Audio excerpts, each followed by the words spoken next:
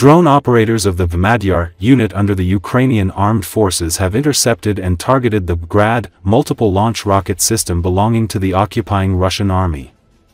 The Grad installation, whose crew members were also nearby, was blown up in a kamikaze drone strike. The drone hit the installation's combat kit, thereby increasing the power of the explosion even more. As a result, the combat equipment was destroyed along with the shells and crew members.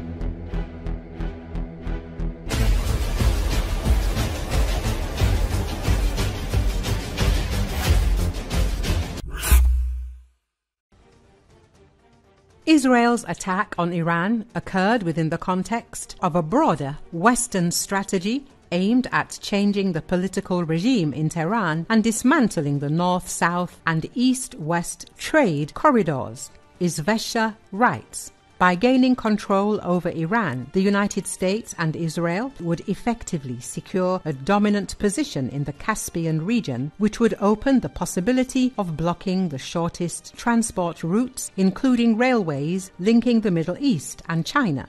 The consequences of such developments could be unpredictable, and the North-South Corridor project, in which Moscow has invested not only politically but also diplomatically, may be jeopardized.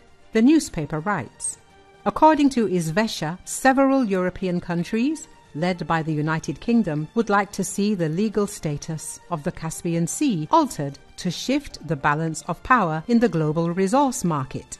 The conflict between Israel and Iran could serve as a convenient pretext for concluding agreements without Tehran's involvement. The United States has succeeded in implementing a number of projects. The Baku-Tbilisi-Ceyhan oil pipeline and the Baku-Tbilisi-Erzurum gas pipeline have helped Azerbaijan enter the Turkish market, and with the help of the Southern Gas Corridor, the European gas market.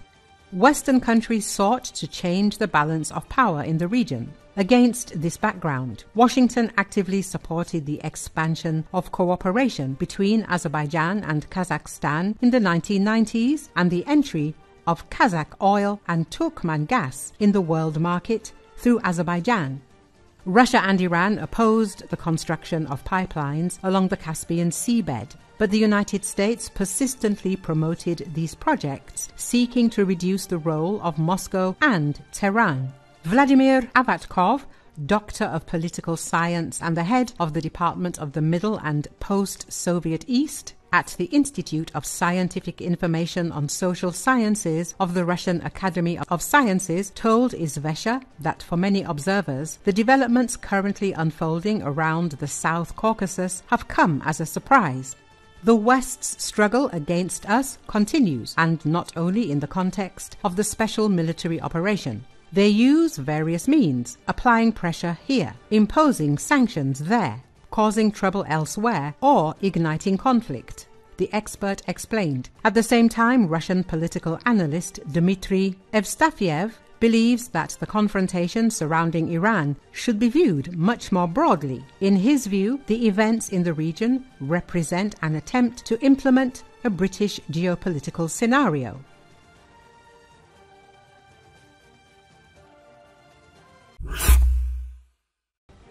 Russian soldier Yevgeny Ushanov has published a candid video message in which he admitted that he fled the front lines due to inhumane treatment and fears for his life. He said that the command not only left him without basic support, but also actually threatened him with physical violence. According to Ushanov, he spent almost a month on a combat mission, being in a fortified position without normal supplies and medical care. I was on a mission for 25 days. I was in a fortified position. Yesterday, June the 28th, I left my location because in 25 days they dropped me off, maybe 4 times to eat, and even then only 2 bars, no water, no medicine, he said. He also noted that relations between commanders and subordinates in the Russian army are built on fear and humiliation. The attitude is simply insulting, threatening. There are all the recordings of how commanders bully and threaten our soldiers over the radio, he added. The occupier told how he and his fellow soldiers went to get food from the nearest settlement, where there was a neighboring unit. However, instead of help, they almost ended up captured by their own people. They wanted to kill us here because we went to a populated area where our people were sitting. They just wanted to take us prisoner and torture us, thinking that we were Ukrainians, the deserter said. He also admitted that he was afraid to return anywhere because he feared being killed by his own fellow soldiers. I don't know what to do next. If I go somewhere, move on, my own people will kill me, Ushanov said. Ushanov's story became yet another testimony to the state of the Russian army units in the occupied territories, lack of supplies, cruelty of commanders and fear within their own units. Recall every 6 months, approximately 130,000 Russian conscripts are called up for their year of service, where most of them will face sadistic hazing.